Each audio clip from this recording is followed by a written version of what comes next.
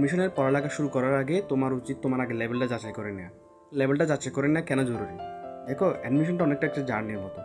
তুমি যখন কোনো জার্নিতে যাও, তো প্রথমে কী জানতে হয়? প্রথমে তোমার গন্তব্য জানতে হয়, তোমার গন্তব্যটা ঠিক করতে হয়।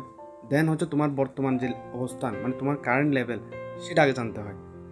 তুমি কোথায় যাবা এবং তুমি এখন কোথায় আছো সেটা জানার পরেই তুমি ঠিক করতে পারো তুমি কোন রুট দিয়ে যাবা, কোন রাস্তা দিয়ে যাবা, কোন গাড়িতে করে যাবা, বাসে যাবা না প্লেনে যাবা না সিএনজিতে যাবা, সেটা তুমি ঠিক করো।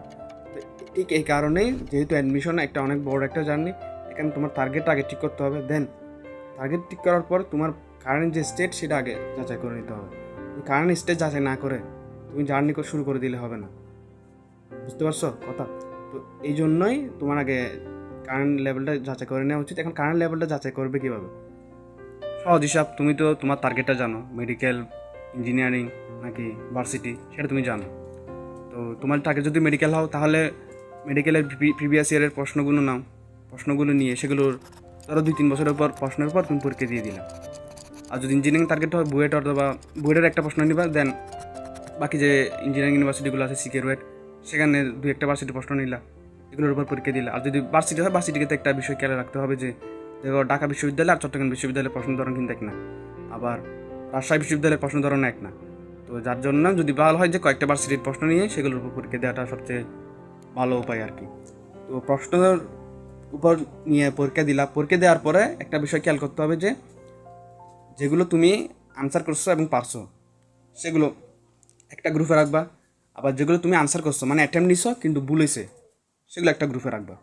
আবার যেগুলো তুমি আনসারই করতে পারো না, মানে দেখেই মনে হয়েছে পারবা না, সেগুলো একটা গ্রুপে রাখবা। দেন এই যে একটা গ্রুপ এ হইলো, একটা গ্রুপ বি হইলো, একটা গ্রুপ সি হইলো, ওই গ্রুপ এ এর যে প্রশ্নগুলো পাচ্ছ সেগুলো কোন টপিক থেকে আছে সেগুলো সিলেক্ট করবা। গ্রুপ বি এ যেগুলো দাগাইছো কিন্তু ভুলেছে, সেগুলো কোন টপিক থেকে আছে সেটা সিলেক্ট করবা। দেন যেগুলো তুমি একেবারেই পারো নাই, সেগুলো কোন টপিক থেকে আসছে সেগুলো সিলেক্ট করবা।